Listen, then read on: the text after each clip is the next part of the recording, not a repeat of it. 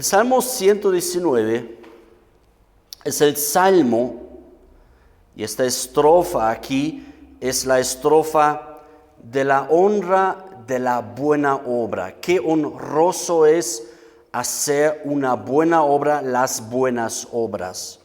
O lo honroso que es realizar el bien, ¿no?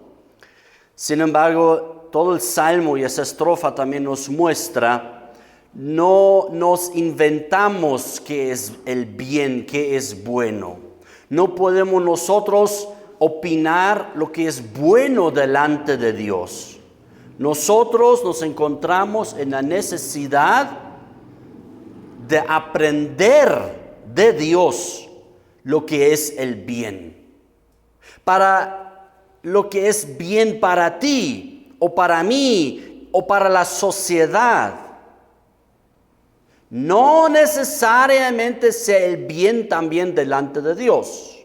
¿Me explico? Viene, por ejemplo, a la mente una palabra, ¿no? Lo que ellos llaman bueno, delante de Dios no es tan bueno, ¿no? Y lo que los hombres llaman malo, delante de Dios de repente es bueno, ¿no?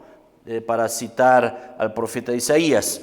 Entonces, no es tan sencillo cuando escuchamos, es la honra de realizar y de ejecutar, hacer el bien. Para hacer el bien realmente, si tenemos claro cuál bien queremos hacer. Claro, si queremos hacer solamente el bien que es del hombre, que es nuestra imaginación o nuestra opinión, entonces no nos vamos a preguntarlo. Pero si nosotros entendemos, no queremos hacer el bien que el hombre se invente. Nosotros queremos hacer el bien de lo que Dios ha establecido. Amén. Pero para eso debemos aprender qué es el bien. ¿Cuáles son las buenas obras delante de Dios?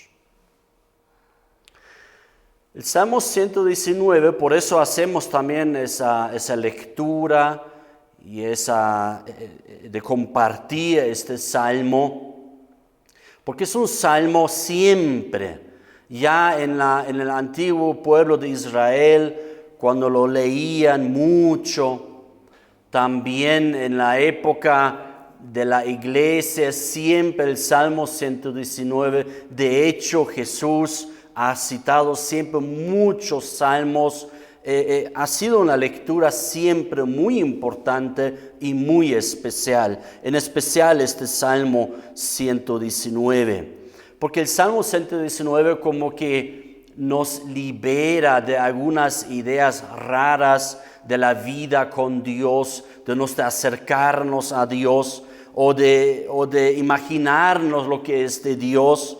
Justamente nos libera de falsas imaginaciones, de misticismos religiosos, de fantasías, sean católicas, evangélicas, cristianas, de fantasías religiosas. Nos libera el Salmo 119. De hecho, todas las escrituras tienen este potencial de liberarnos de muchas fantasías y de muchas cosas raras. Creo que no es malo, por ejemplo, que nos libera de una fantasía, para dar un pequeño ejemplo, ¿no? Nos libera de la fantasía, por ejemplo, del Papá Noel, ¿sí o no? ¿No? Un invento de Coca-Cola, ¿no? Y todo el mundo lo persigue y piensa que eso es Navidad, eso tiene que ver con la fiesta cristiana del nacimiento. O muchos niños crecen en esa idea de la existencia y un día se enteran, no había existido, no, me han tomado el pelo toda la vida, toda mi niñez, pero es de la niñez, ¿no? Y yo no comparto eso, ¿no? Mi hijito, ¿no? Sabía desde siempre, desde chiquitito, y también la Priscilita, Papá Noel no existe. El que existe es el único verdadero Dios que ha creado los cielos y la tierra. Eso han aprendido mis hijos. Amén. Entonces, para dar un simple ejemplo de fantasías que hay en la humanidad, ¿no? Entonces, todas las escrituras, y también en especial ese Salmo 119, nos libera de muchas fantasías. Cada línea aquí comienza, aquí no lo notamos, pero cada línea, cada versículo comienza con la misma letra. El comienzo de cada línea es con la misma letra en estos 8, es con la yod. Por eso es la estrofa de la yod, ¿no? Donde ocurre ahí, en cada palabra que es el inicio, es la yod. Como si nosotros escribíamos una canción o un poema, ¿no? Donde haríamos comenzar cada línea, cada estrofa con la letra Y, si quieres. Sería complicado, ¿no? Y. Donde comienza aquí, palabras comienzan con la Y. Y todavía que tenga sentido y hermosura. No es tan fácil, ¿verdad? Entonces ya nos damos cuenta. Y así, cada línea comienza con la letra yod. El Salmo 119 nos muestra también a Dios, obviamente. Nos muestra la realidad de Dios, cómo es Dios. De nuevo nos libera también de fantasías que todos tenemos en menor o mayor grado. Todos nos imaginamos a Dios de alguna manera en nuestro corazón, en nuestra mente, en lo que... No, entonces, por eso hay que leer mucho la palabra para que nos liberemos de esas fantasías. Solo la palabra de Dios tiene esa capacidad de ordenar nuestras ideas y de realmente percibir cómo es Dios de verdad. Me viene a la mente, por ejemplo, este hombre Job, ¿se recuerdan? Vamos a leer un pequeño pasaje de él en un ratito. Job, ¿no? Él ya conocía a Dios, él ya vivía con Dios, obedecía a Dios, amaba a Dios, respetaba a Dios. Pero cuando ha pasado por todo lo que ha pasado, ¿qué dice el mismo libro Job al final de sus acontecimientos y charlas con sus amigos, etcétera, etcétera? ¿Qué dice la palabra? Ahora, antes solamente yo había oído de ti. Ahora mis ojos te han visto. Que obviamente es una ilustración. Lo que quiere decir esta ilustración es que antes yo te conocía poquito, pero ahora te he conocido mucho más. Eso quiere decir mis ojos. No es que realmente vio a Dios así tal cual. Debemos otra fantasía, ¿no? Entonces ya se dan cuenta, ¿no? No, lo que pasó con Job es que él conoció a Dios mucho más extenso, mucho más profundo, mucho más real. Si tú lees el libro de Job, uno se da cuenta, en algún momento, también sus amigos, también él, tenía unas fantasías irreales del carácter de Dios y de la persona de Dios, ¿sí o no? ¿No? Hay algunas cosas, se escribe en el libro de Job, donde Job estaba equivocado, y Dios le rectifica. Yo no soy así como lo que tú piensas, estimado Job, decía Dios, ¿no? Entonces, eso necesitamos nosotros también. Entonces, el Salmo 119 nos muestra a Dios como el Rey de nuestras vidas y nosotros somos sus súbditos. Eso muestra el Salmo 119, de una manera muy clara y muy hermosa y muy bella, de una manera realmente que podemos sentirlo incluso, ¿no? Donde Dios es nuestro Rey y nosotros estamos sometidos a Él. Amén. ¿Qué significa la yod? Les mostraré en primer lugar cómo se ve la letra yod. Quería pintarlo allá, pero no se iba a ver en la grabación como grabamos ahora, entonces lo haré de esta manera, de esta forma. Entonces, creo que todos podemos verlo, y si no, creo que ya sería bueno ir a un ¿cómo se llama eso? Oftalmólogo, ¿no? Entonces, creo que se ve, ¿no? La letra yod, ¿no? Como se escribe también en castellano, pero esa es la letra yod. Como una coma para nosotros, pero se escribe arriba. Nosotros escribimos la coma abajo, ¿verdad? Los hebreos escriben, no es una coma, pero es la letra yod, lo escriben a la altura, arribita de las letras, al lado de las letras arribita, escriben la letra Yod. Esa es la letra Yod, así sencillita como un poquito así, ¿no? Cuando uno escribe Yod es simplemente así uno hace, nada más, ¿no? Así un poco más elaborado en la computadora, pero es al final como un ganchito, así, la letra Yod. En la escritura incluso, como dicen, incluso es una pequeña rayita así nomás, ¿no? Y aquí pueden verlo, si lo observas, en esta palabra, por si acaso el hebreo se lee desde aquí hasta acá. Para ustedes es de la derecha a la izquierda. Para ustedes, ¿no? Es de la derecha a la izquierda se lee así. Entonces, esta palabra comienza con la letra Yod justamente. Comienza con la letra Yod. ¿Cuál es esta palabra? Eso es Yahvé. Yahvé. No es Jehová, eso es Yahvé, ¿no? Es decir, el nombre de Dios. Ese es el nombre de Dios, ¿no? Donde aquí comienza con la Yod, luego con la G, con la Waf y con la G otra vez. Entonces se pronuncia, pensamos que se pronuncia, nadie sabe cómo, ya conocen ustedes la historia de esto, ¿no? Entonces es Yahvé, así se pronuncia este nombre, el nombre de Dios. Y ahí aparece justamente comienza con la letra Yod, el nombre de Dios.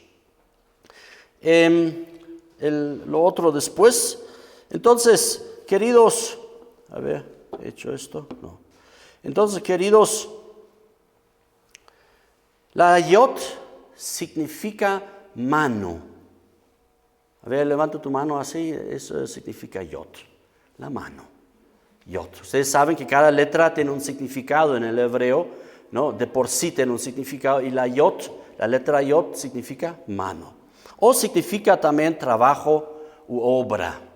Obra, porque con la mano actuamos, ¿verdad? Con la mano trabajamos. Por eso el hebreo es muy ilustrativo, siempre no solamente una palabra, sino depende también significa algo un poco más amplio, es el significado de las palabras hebreas.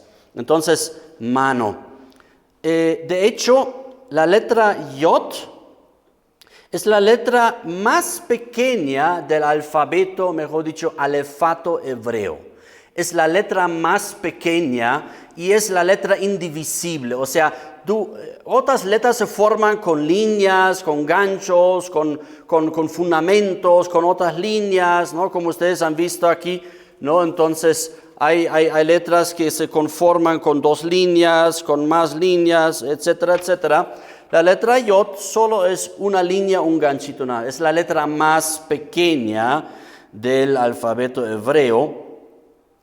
De hecho, veamos un ratito Mateo 5:17. Jesús nos tiene que decir al respecto de eso algo.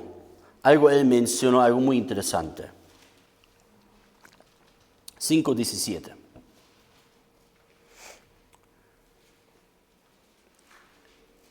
Aquí comienza Jesús su explicación y la buena interpretación de la ley de Dios, ¿no? La predicación del monte, como lo que llamamos, ¿no? Entonces Jesús ahí hace revisar varias leyes de la ley de Moisés, de la ley de Dios, que en su época los religiosos lo habían tergiversado y muy mal interpretado, creyéndose muy sabios y muy inteligentes y muy religiosos, cuando frente a Jesús todo lo habían, más bien todo un chenco habían hecho, todo un desorden habían hecho con la ley de Dios. Entonces Jesús en la predicación del monte rectifica algunas malas interpretaciones de la ley de Dios y lo establece de cómo debíamos entenderlo. Si quieren leer todos esos primeros capítulos de Mateo, háganlo en Mateo 5, ahí pueden leer muchas cosas que Jesús rectifica. Entonces ahí nos damos cuenta, ¿no? Cuán fácil es interpretar los textos de la Biblia muy mal cuando nosotros debemos interpretar los textos de la Biblia en sentido de Jesucristo, hacia Jesucristo, para conocer más a Jesús, a Jesucristo, para hacer honra a su nombre, a su persona y a sus enseñanzas. Y Jesús aquí rectifica algo muy importante, aún para nosotros como cristianos, donde Él dice esas palabras sorprendentes. No penséis que he venido para abrogar la ley o los profetas, referente al Antiguo Testamento como llamamos.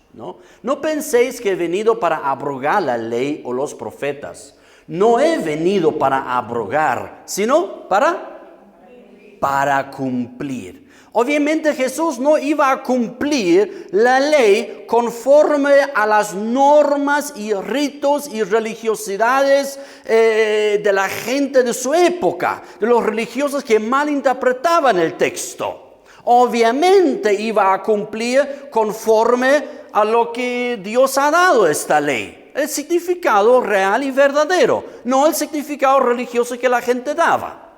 Obviamente, no debemos esperar un cumplimiento según los fariseos y escribas y saduceos, etc., sino debemos esperar un cumplimiento conforme a lo que Dios ha dado a la ley, obviamente. 18. Porque de cierto os digo, ahí aparece la palabra amén, ¿no? De cierto os digo, que hasta que pasen el cielo y la tierra, y ahí está. Ni una, aquí dice J, ¿no? Ni una yot, ni una tilde pasará de la ley, hasta que todo se haya cumplido. Ya se dan cuenta por qué estamos leyendo esto, ¿no? Ni una yot, esa es la yot. Por decirlo nosotros, para un poquito contextualizarlo, hoy día, y Jesús nos diría en castellano, ni un punto. Eso entendemos, ¿verdad? Ni un punto de la ley va a ser, ¿no? Entonces, porque de cierto os digo que hasta que pasen cielo y tierra, ni un punto pasará de la ley. Ni una iota, ni un punto, ni una coma, nada, hasta que todo se haya cumplido. Aquí Jesús hace esas dos ilustraciones, uno con la yot, con la letra más pequeña del alfabeto hebreo, pero hace otra que es muy interesante. Ahora es interesante, antes que les muestre la otra parte, la tilde, es muy interesante, aquí Jesús, aquí hace referencia. No hace referencia a la Septuaginta, eso quiero un poco recalcar aquí también esta explicación, no hace referencia a la Septuaginta, a la versión griega del Antiguo Testamento, como muchos de repente consideran que eso deberíamos tomar, etcétera, etcétera, ¿no? Sino hace referencia a la Biblia del Antiguo Testamento, su original en hebreo, ¿no? Eso es muy interesante. Ahora, ¿qué es la tilde? La tilde es esto. Les voy a explicar. La tilde aparece en la segunda letra del alfabeto hebreo. La tilde aparece en la segunda letra, en la bet.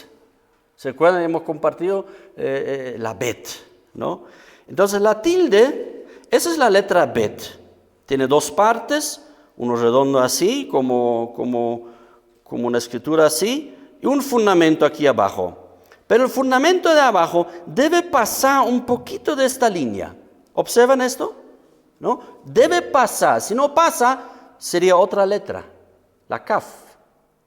Entonces, esta tilde es lo más chiquito, es lo más, digamos, lo más pequeño en la escritura hebrea, juntamente con la letra yod, pero eso es como un puntito, como la parte, como un alargamiento solamente, como cuando escribimos, es una I mayúscula o es una L minúscula, ¿se acuerdan? A veces tenemos esos problemas, ¿no? Porque es una I así o es una L, ¿y qué tiene la L? ¡Tic! Un ganchito, ¿no? Como un pequeño alargamiento, ¿no? Así también la letra bet tiene un pequeño alargamiento. Y eso hace referencia a Jesús con la tilde. Ni eso, ni la yod, la letra más pequeña, ni esa partecita pequeña va a desaparecer hasta que se cumpla toda la ley de Dios. Porque si falta esta tilde, ese ganchito aquí, ese alargamiento así un poquito, si falta, sería otra letra, sería la letra kaf. Entonces aquí tienen justamente una palabra, con la bet, se lee así. Aquí se lee, esa es la resh y es la alef, entonces se lee bara, bara. Y bara es crear. Aparece en Génesis capítulo 1, versículo 1, y Dios creó. ¿Se recuerdan? Es crear. Bara, Dios creó. Bara Elohim, Dios creó. Muy bien, un poquito esas explicaciones. Entonces, esta octava estrofa, volvamos al Salmo 119, por favor. Esta octava estrofa, versículo 73, nos muestra realmente, la obra de Dios.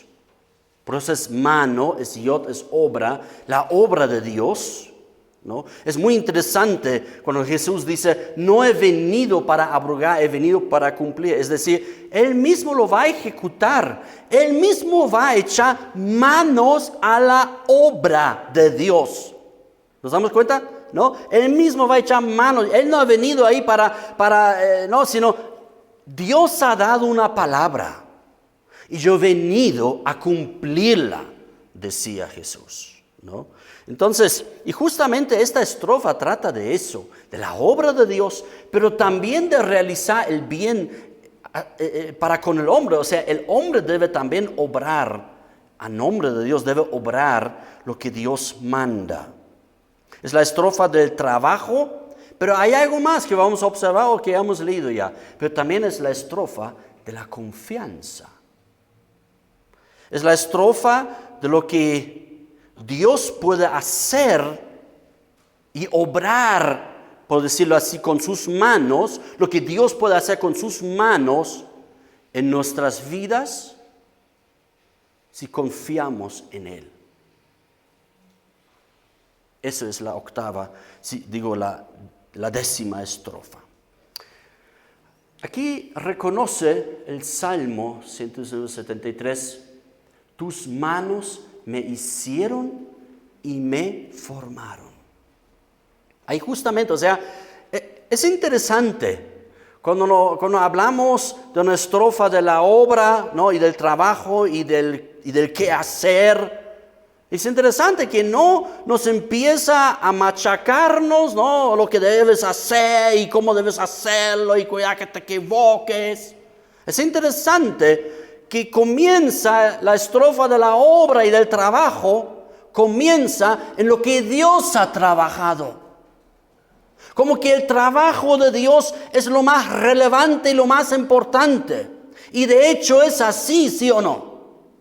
¿Qué es más importante? ¿Lo que tú haces o lo que Él hace? ¿Lo que yo hago o lo que Él hace? ¿Lo que yo digo o lo que Él dijo? Por eso, esta estrofa comienza de una manera relevante, contundente y como hemos compartido la semana anterior, de una manera lógica, de una manera realmente real, de una manera que podemos entender. Comienza con la obra de Dios. ¿Y cuál es la obra de Dios? ¿Cómo Él nos ha creado? La palabra dice algo muy interesante, con sus manos, o sea, fue una obra realmente donde Él se ha dedicado. Por decirlo así, de toda la creación, cielos, tierra, y como que, no, voy a decir, y ¡pum!, me aparece, un poco así, ¿no? Voy a hablar, sea la luz, ¿y qué pasó? ¡Pum!, se hizo la luz, ¿no? Y el uno, el otro, sepárense las aguas de las aguas, Dios dijo, ¿y qué pasó? Y fue así, ¿no? Pero al respecto del ser humano, Dios lo ha creado y lo ha trabajado. Y la Biblia enseña así, ¿no? Con las manos, ¿qué quiere decir eso? De una manera muy dedicada. Dios se ha dedicado realmente en crearnos de una manera maravillosa. La Biblia enseña, nos ha creado ¿de qué manera? Dios decía, hagamos al hombre a nuestra imagen y semejanza. Una obra de Dios, podemos decir, una obra de arte de Dios. Eres tú y soy yo. Tus manos me hicieron y me formaron. Es fundamental para entender la vida juntamente con Dios. Es fundamental y muy básico, muy importante. Es la base de nuestra vida para con Dios. De creer y de entender. Es Él quien nos ha creado. Es realmente Él que nos ha dado la vida. Es Él que nos ha dado la existencia. Es gracias a Él que he podido despertar esta mañana. Y será solo gracias a Él si mañana despertare. Vayamos a Job. Como les dije, capítulo 10, por favor. Vayamos a Job 10, versículo 8.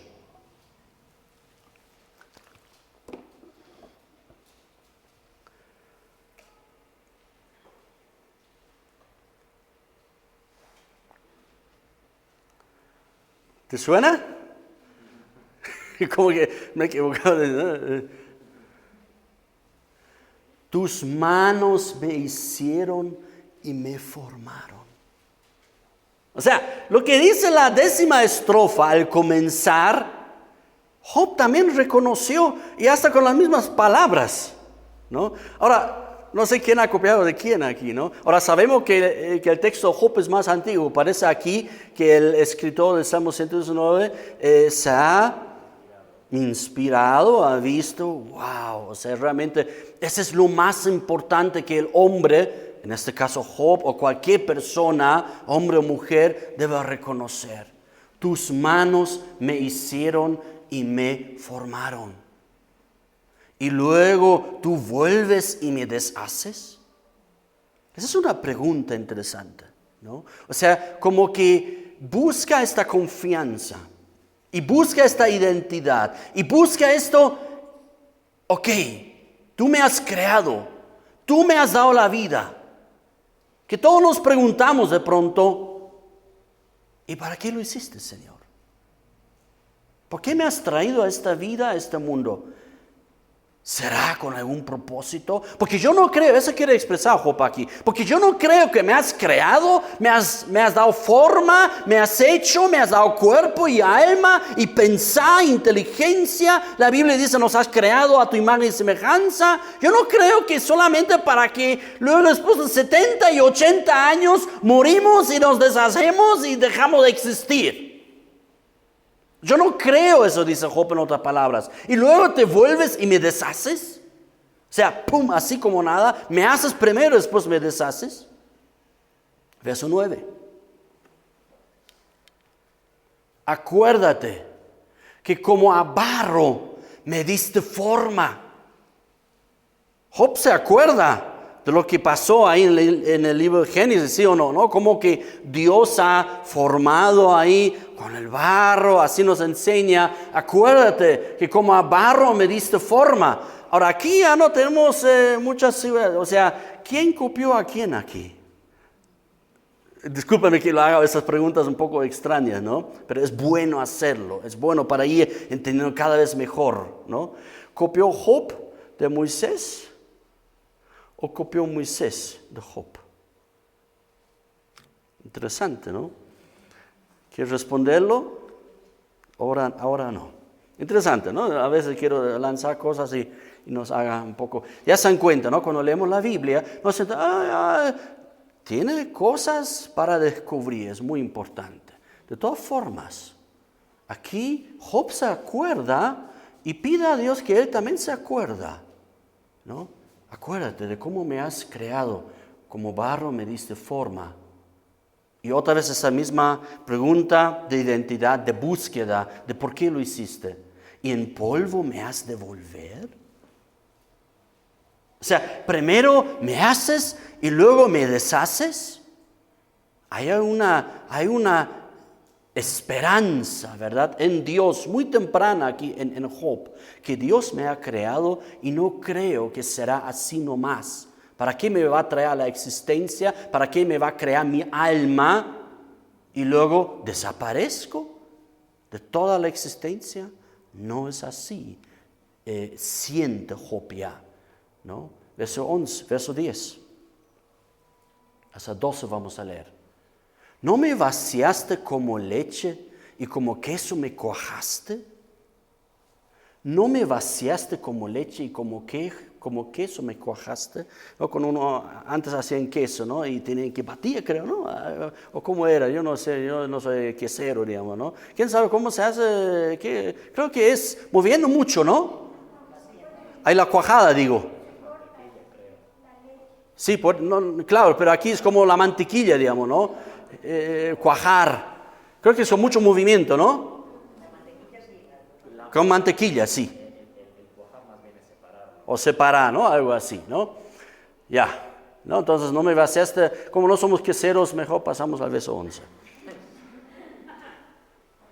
Pero eso sí entendemos. No necesitamos ser médico, biólogo para entender esto. Y eso escribió Job antes de Moisés todavía. Job vivió posiblemente mucho antes de Moisés. Algunos dicen hasta tal vez antes que Noé. Interesante. Bueno, me vestiste de piel y carne. O sea, es mi vestimenta, o sea, todo lo que yo, ¿no? Y me tejiste con huesos y nervios. Y se juega un salmo también, ¿no es cierto? Donde dice, me has tejido en el vientre de mi madre, ¿no? Tú me has dado vida, ¿no? Entonces, eso es lo que necesitamos entender. Cada embrión en un vientre de una madre, Dios está tejiendo, Dios está trabajando. No podemos nosotros atrevernos a salud sexual, pum, afuera, listo. Oye, debemos tomar en cuenta, aquí Dios está tejiendo, Dios está trabajando, Dios está formando cada célula de cada uno de nosotros. Amén. Entonces, me vestiste de piel y carne y me tejiste con huesos y nervios. Es decir, realmente Dios me ha creado de una manera maravillosa, de una manera intencional, de una manera realmente hermosa. Dios nos ha creado así. No solamente hay un pedazo de carne ahí, sino de una manera muy maravillosa. Y ahí sí, si tú preguntarías a un médico, ¿no? Cualquiera te diría, ¿cómo es el ser humano? Es maravilloso. Es una maravilla, ¿cómo funciona?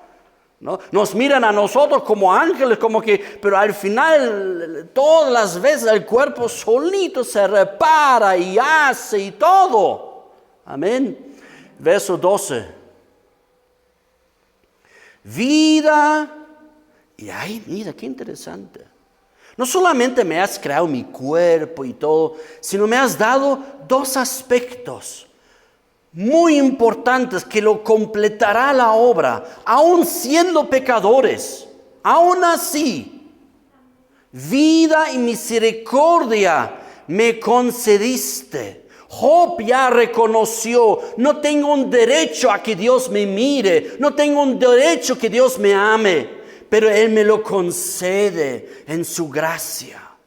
Él me concedió vida. Él me concedió misericordia. Amén. Vida y misericordia me concediste y tu cuidado guardó mi alma, mi espíritu, mi interior, mi pensar, mi sentir, mi entender. Estoy a tu cuidado, Señor. Tú no solamente me has dado la vida un día, sino tú me cuidas, tú me enseñas, tú me llevas hacia adelante. Y Job ya siente, ahora por la palabra de Dios con mayor razón ya lo sabemos. Job pero ya siente en su espíritu, yo no creo, Señor, que tú me has creado y después de una manera tan maravillosa y me cuidas y me guardas, me enseñas, me das vida, me das tu amor, me das tu misericordia y luego ¡pum! Desaparezco así porque me morí. Aquí es una manera muy temprana el reconocimiento en las Escrituras, en la palabra de Dios, que hay existencia y vida después de morir. Amén, amén. Volvamos por favor al versículo 73. Entonces, reconoce esto, de que Dios nos da la vida, que Dios nos ha creado, y que Dios nos ha creado de una manera maravillosa y con un fin, con un propósito. Y no solo con un propósito como en el mundo podrían decir, es que todos somos una rueda en el universo.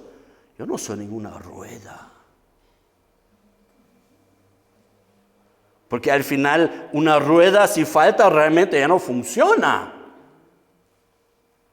Por un lado tengo tanta importancia, mucho más importancia que una rueda, una máquina.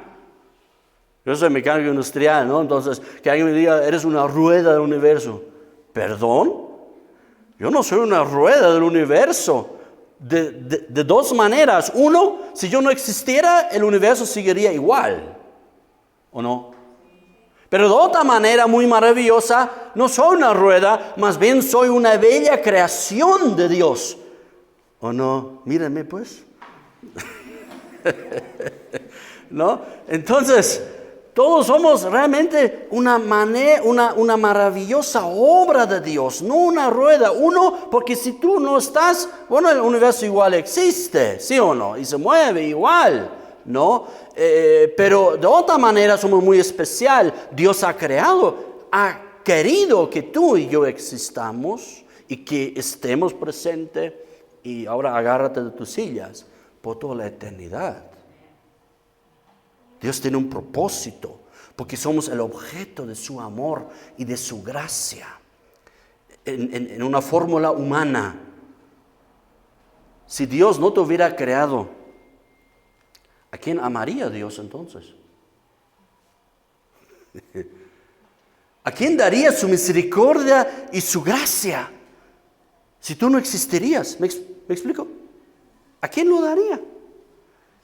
Yo soy objeto, yo soy beneficiario del amor y de la misericordia de Dios.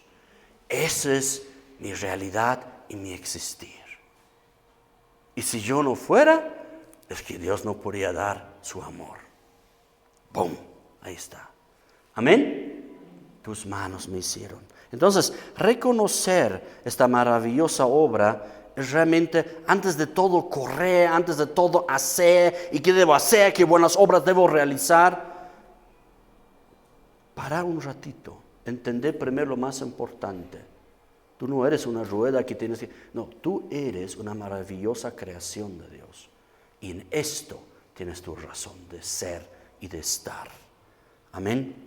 Para glorificar y alabar por toda la eternidad su amor y su gracia. No somos simples trabajadores en la obra de Dios, sino somos sus hijos. Amén. Aquí honramos y adoramos a nuestro Dios y a nuestro Creador tal como es. Y dice, aprenderé tus mandamientos. Hazme entender y aprenderé tus mandamientos. Una cosa es realmente entender lo que acabo de decir. Dios me ha creado. Pero qué importante también llegar al segundo paso.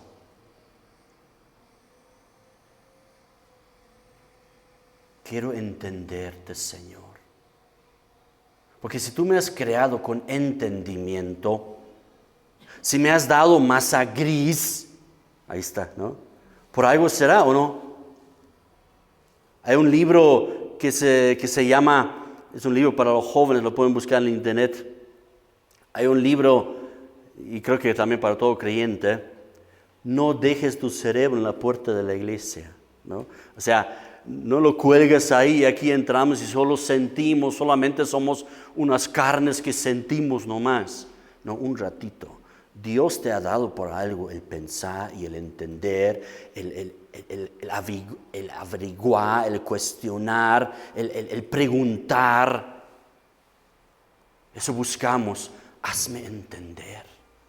Quiero entenderte a ti, Señor, y también quiero aprender tu voluntad.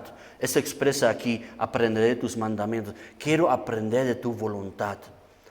Yo entiendo, yo soy tu siervo, soy tu hijo, pero quiero entender también porque soy tu hijo, porque soy tu siervo. Tú eres mi creador. Hazme entender cuál es tu voluntad, porque quiero hacer tu voluntad, Señor. Amén. Tercer aspecto de la vida con Dios, 74.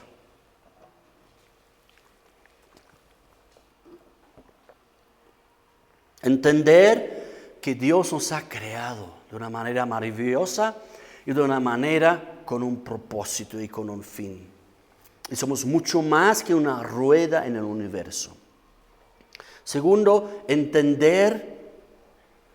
comprender a Dios, conocer a Dios. ¿Se acuerdan lo que Jesús decía? Y esta es la vida eterna, que te conozcan a ti y a quien tú has enviado, es decir, a Jesucristo.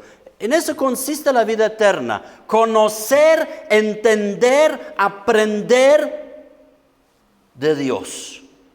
Aún con nuestra masa gris, aún con nuestro corazón, con todo nuestro alma. Amarás al Señor, ¿cómo? Con todo tu ser, con toda tu mente, con todo tu corazón, con toda el alma, con todas tus fuerzas. Amén. Entonces, no borras nada de eso lo que dice Jesús. Amén. Entonces, pero tercer aspecto, que es importante también en nuestra vivir con Dios. ¿En dónde estamos? 74. Los que te temen me verán y se alegrarán porque en tu palabra he esperado. Qué importante en todas las Escrituras es el temor al Señor. Es el temor de Dios, no a Dios. No es un miedo a Dios, tengo miedo, tiemblo. No, yo siempre lo describo como un profundo respeto a lo que es Dios en mi vida y lo que yo soy. Un profundo respeto. Eso es el temor de Dios. Los que te temen me verán. ¿No? ¿Por qué? Porque yo también temo a Dios, ¿no? Entonces, a mí me gusta, a mí me encanta estar con gente que también temen a Dios. Amén. Donde de repente estamos en otros lugares, claro, de repente con la familia, con amigos, también disfrutamos muchas veces también para dar testimonio, etcétera, etcétera. Pero donde de repente realmente sentimos esta vida y esta existir y esta realmente estar juntos, lo sentimos en la congregación de los santos. Amén. Donde realmente estamos en la familia del reino de Dios. Donde realmente somos parte. Y no solo ahora, sino por toda la eternidad. A mí me vas a tener que aguantar toda la eternidad, queridos. Y yo, a cada uno de nosotros igual también. No es que, un día yo me voy, no sé, a Santa Cruz, ustedes, alguien se va a Santa Cruz, ya me he liberado de este gringo alemán. ¿No? No te vas a liberar, a no ser que te vayas al infierno. Y eso no creo que quieras, ¿no? Y ni va a pasar, porque creemos en el Señor Jesucristo, amén.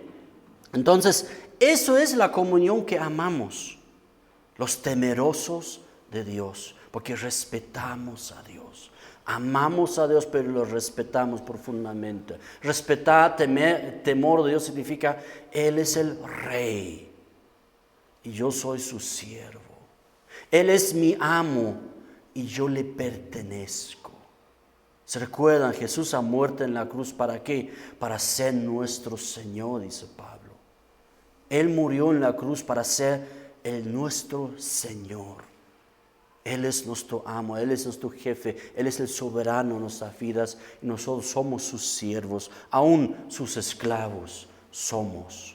Y nos gusta, como dije ya, y nos gusta quedarnos con Él por toda la eternidad, porque es un amo que nos ama. Yo no sé si la palabra amo viene de amor, no creo, ¿no? Pero en este caso sí. Es un amo, es un Señor que nos quiere mucho. Amén. Entonces, el temor de Dios, qué importante. Muéstranos el Salmo 34, verso 9, por favor.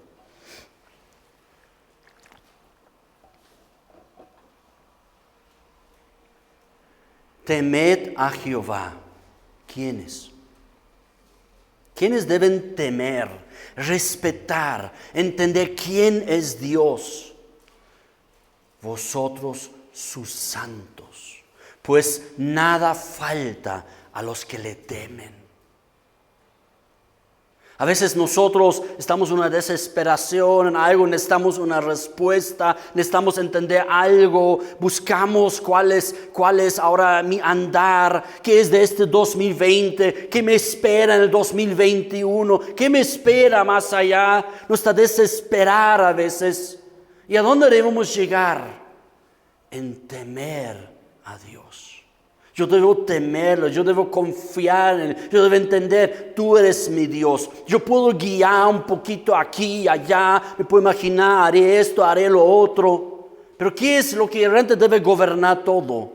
Mi Señor y mi Rey. Yo me puedo imaginar lo que es mañana, pero el que realmente dirige mi mañana es Él. Amén. Entonces, temed a Jehová vosotros sus santos, pues nada falta ¿a quiénes? A los que le temen. Eso no es un versículo para prometer algo, para prometer, te va a vivir, esto. No está hablando de esto.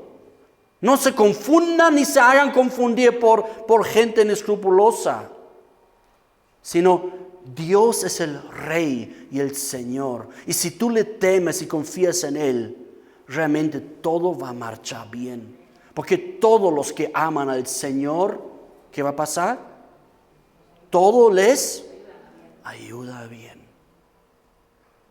Pero eso es para los que aman, los que temen, los que entienden, tú eres mi Rey. Tú no me has creado para luego deshacerme. Tú me has creado con un propósito. Yo te estoy conociendo, Señor, con un propósito, para estar contigo por toda la eternidad.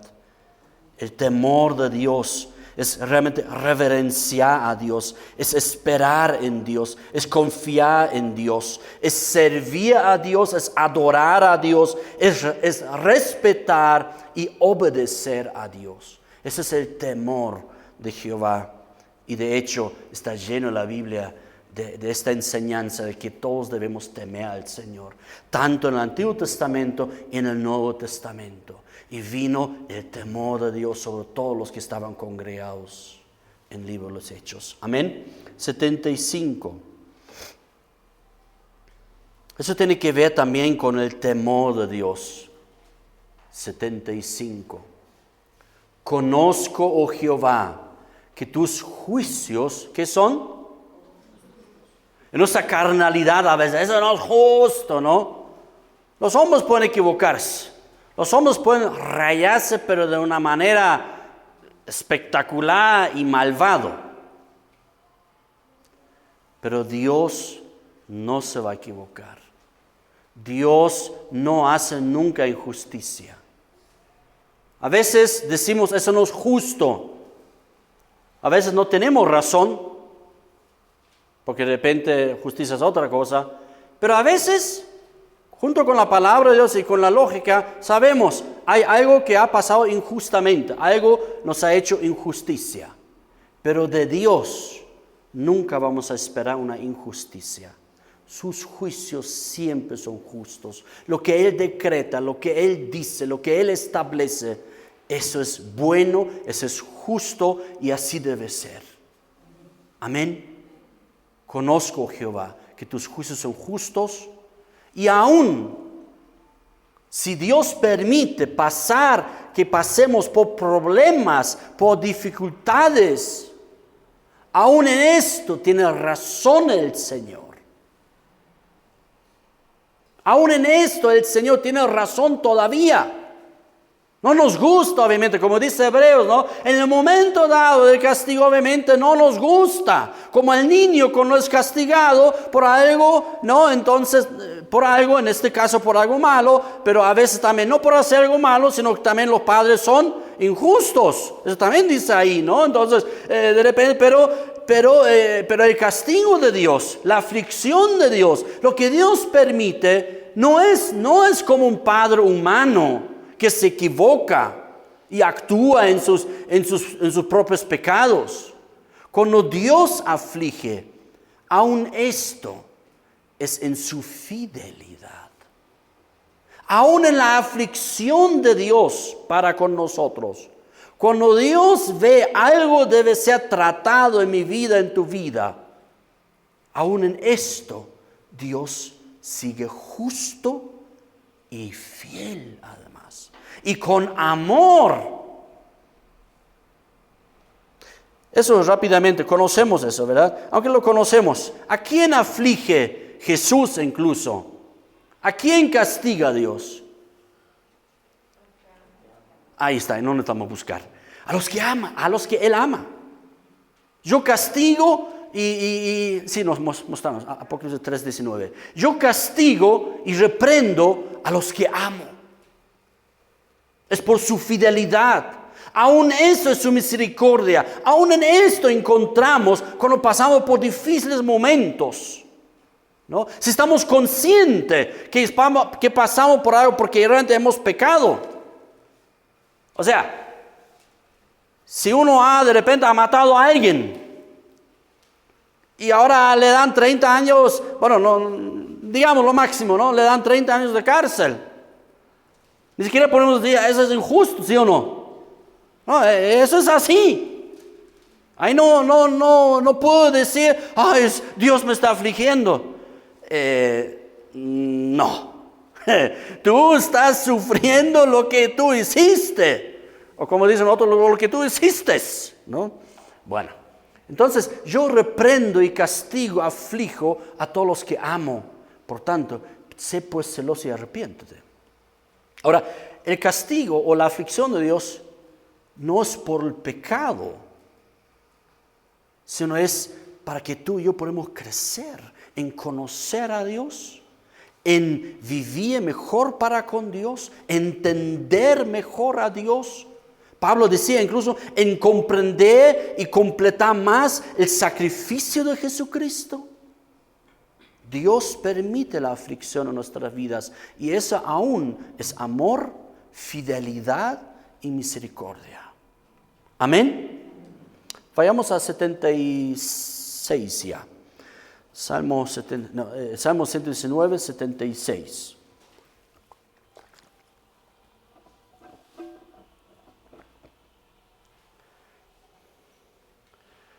¿Cuál es el centro de todo entender y vivir?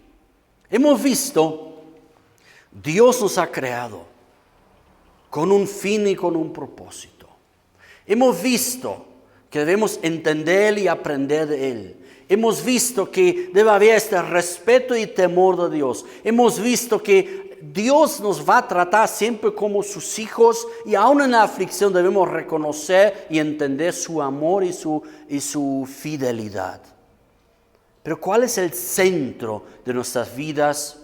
El centro de la estrofa Yod 76. Sea ahora tu misericordia para consolarme, conforme a lo que has dicho a tu siervo. Claro, cuando uno está viviendo en esta vida, en aflicción de pronto, claro, nadie se queja cuando está todo bien, ¿sí o no? Cuando está todo bien, hasta el peligro existe que nos olvidemos un rato de Dios, ¿sí o no? Dejamos de orar intensamente, dejamos de orar, de repente sentir y disfrutamos lo que Dios nos ha bendecido. Yo creo que Dios también se alegra cuando disfrutamos lo que Él nos ha bendecido, por supuesto. Pero es una realidad humana, es una idiosincrasia humana. Así somos, y la palabra habla de eso, que cuando estamos todo muy bien, todo satisfecho, todo hermoso, también un poquito, unos más, hay momentos, nos olvidamos un poco de Él también, ¿no? Entonces, de repente Dios trae también aflicción para que nos recordemos de Él. Mira, ¿se recuerdan de esta palabra que Jesús también copia, ¿no? De Deuteronomio? ¿Se recuerdan de eso? No solo de pan vivirá el hombre, sino cada palabra que sale de la boca de Dios. Eso ya se decía al pueblo de Israel en el libro de Deuteronomio, a la siguiente generación. O sea, ¿por qué Dios ha hecho pasar al pueblo de Israel de que coman maná, de que solamente tengan agua cuando Dios les permite tener agua, ¿no? De que vivieran así en el desierto? Para que ellos aprendan, dice la palabra de Dios, dice Deuteronomio, para que aprendan ustedes de no confiar en su bienestar, de no confiar en lo que ustedes tienen, de no confiar en lo que pueden comer y disfrutar, sino que aprendan ustedes. Eso es real lo que estoy hablando, no me estoy inventando, sino que ustedes aprendan a que no solo de pan vive el hombre, sino de cada palabra que sale de la boca del Espíritu de Dios. Amén. Deuteronomio, no solo Jesús lo dijo. Entonces, pero cuando estamos en esos momentos, tanto para Israel, cuando estaba en el desierto, ¿qué era importante para ellos? Confiar y ser consolados por la misericordia de Dios. Y ese es el centro de nuestro vivir. Siempre comenzamos con la gracia y misericordia de Dios. Debemos vivir siempre, todo momento, con la gracia de Dios y su misericordia. Y nuestra vida debe ser completada en la misericordia y gracia de Dios. Y por toda la eternidad vamos a alabar su misericordia y gracia de Dios. Por eso es el centro de esta estrofa, porque es el centro de nuestro existir delante de Dios. El amor, la bondad, la gracia y la misericordia de Dios. Es aquí realmente donde debemos entender cuál es el verdadero consuelo y sentido de la vida. Ser consolado por Él, por su misericordia. Y en lo que Él ha dicho, conforme a lo que has dicho a tu siervo. Soy tu siervo, yo te respeto, Señor. Pero necesito tu gracia, tu misericordia, porque solo esto me consuela. Amén. Hebreos 4:16 habla también de esto.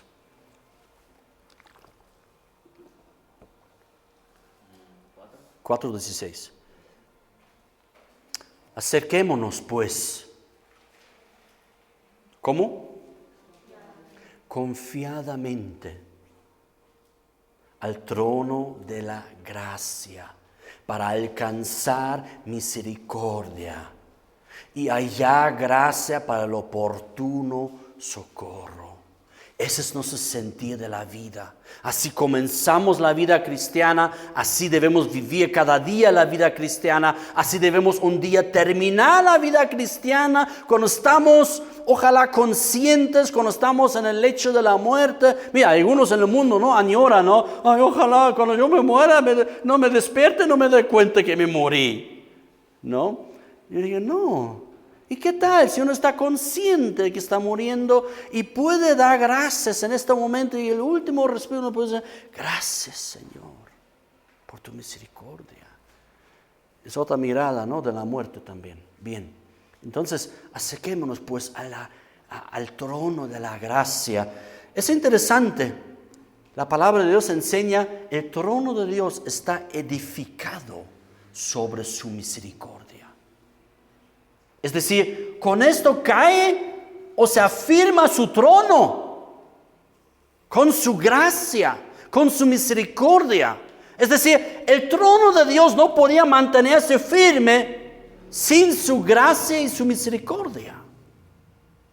Está basado sobre su amor. Amén. Vayamos al versículo 77.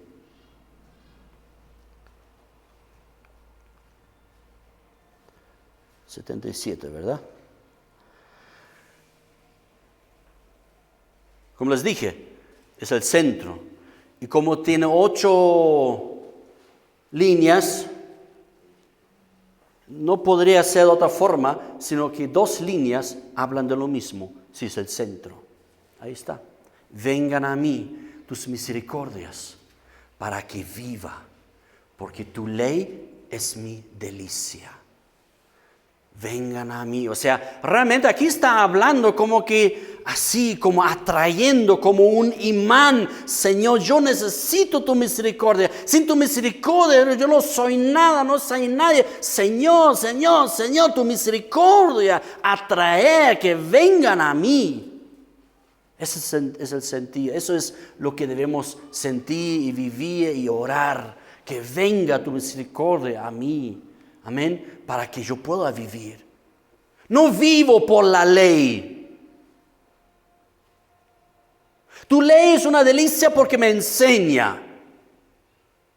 Tu ley es una delicia porque me enseña realmente tu voluntad y para no cometer tontos errores, por decirlo así, el sentido de la ley de Dios. Pero el vivir y sentir la vida y sentirme vivo, ¿dónde lo encuentro? En tu misericordia. Es decir, no voy a sentir vida, no voy a tener la vida con Dios cumpliendo las reglas y normas y leyes. ¿Me explico? Porque ahí algunos se confunden, ¿no? Vamos a agradar a Dios. A veces ahí se sentía, ¿no?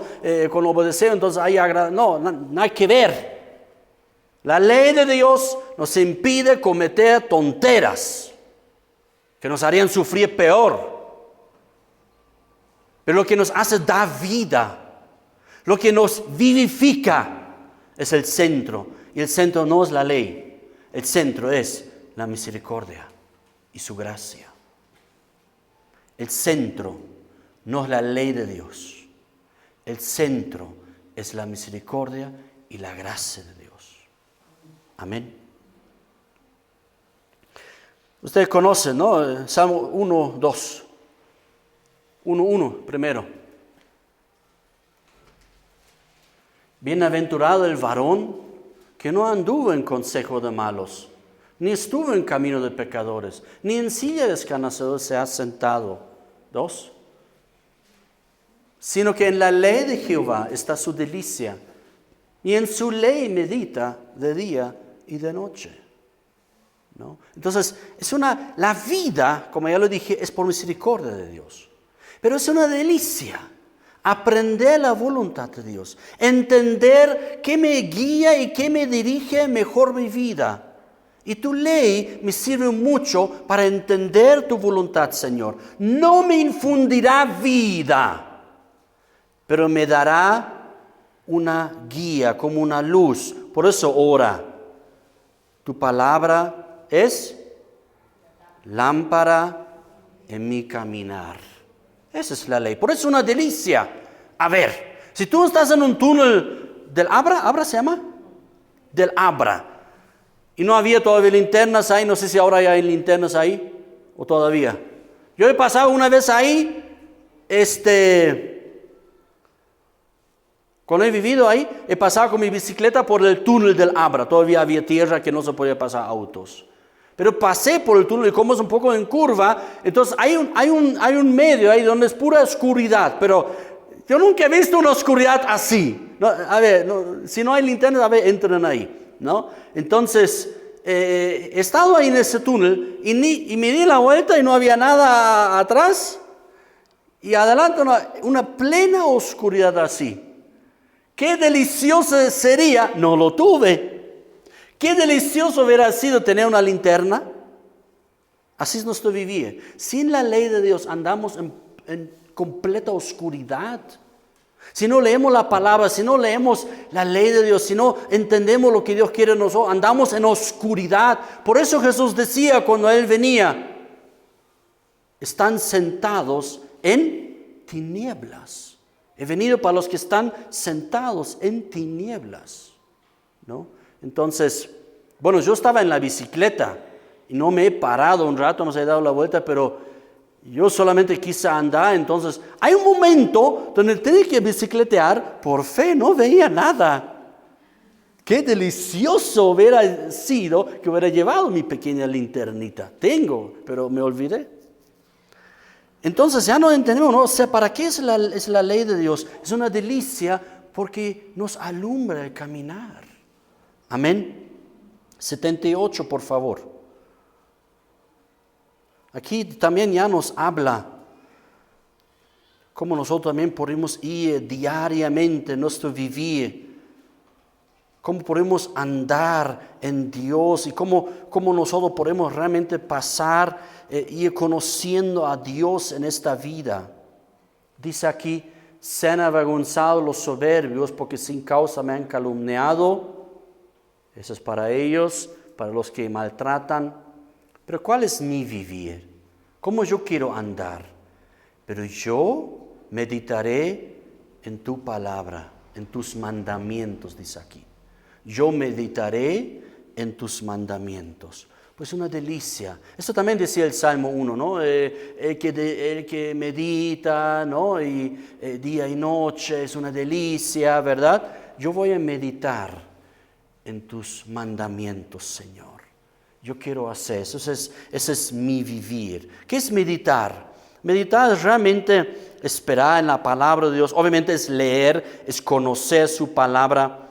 La palabrita que utiliza aquí en hebreo es la palabra sijá y quiere decir meditar la palabra de Dios es como conversar con uno mismo, musitar, es hablar entre los dientes. Cuando uno lee la palabra, es bueno, así en voz suave, leyendo, meditando, repitiendo, aprendiendo, orando, Señor, dame entendimiento. Y cada día, qué mejor que cada uno de nosotros deberíamos leer por lo menos 2 capítulos cada día de la Biblia. Los que están por debajo de eso, realmente su lamparita está muy apagada. Cada día leer 2 capítulos de la palabra de Dios, eso es bueno. Amén. 79. Y vuelve. ¿Cuál es el sentido de la vida? Por eso nos congregamos. Vuélvense a mí los que te temen y conocen tus testimonios. ¿Se dan cuenta que vaya terminando con la misma idea en el verso 2? ¿No? Donde realmente el temor de Dios y la verdadera comunión, y aquí termina ahora, vuélvense a mí los que te temen. O sea, el centro es la misericordia de Dios. Luego está alrededor, temer a Dios, meditar en su palabra, conocerla a Él, conocer sus mandamientos. Pero lo que realmente encuadra todo es la buena congregación, es el buen compartir, es el compañerismo y la comunión entre nosotros, los que tememos al Señor, los que respetemos y amemos a Dios. Eso es lo que realmente bendice.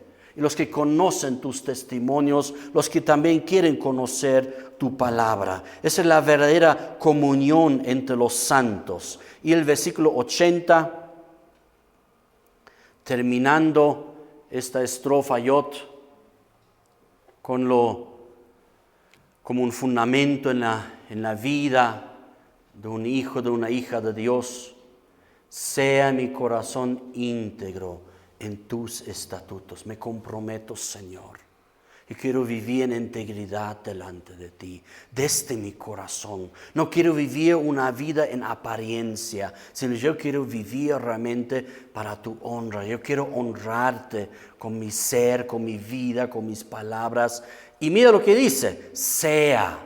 No está afirmando yo soy santo, yo soy esto. No, sea. Es una oración en humildad y en necesidad de decir Señor, y de reconocer, parece que no de todo lo soy, pero que lo sea sí, Señor. ¿Y a quién pido y ruego esto? No en mis fuerzas, no en mi hacer, sino, Señor, que tú me apoyes, que tú me ayudes en eso. Yo anhelo eso, Señor, con todo mi corazón, pero yo también sé que solamente tú puedes provocar eso en mí. Como decía Juan 15, separados de ti, nada puedo hacer, Señor. Yo no necesito aún vivir en tu santidad, necesito tu fuerza, tu apoyo, tu mano. Amén. Para que no sea yo avergonzado. De repente voy a estar eternamente con el Señor y alabando su gracia. Pero hay cosas que a veces hacemos en la vida que luego nos avergonzamos. Y aquí dice, quiero agradarte, Señor. Quiero vivir tu vida porque es lo mejor.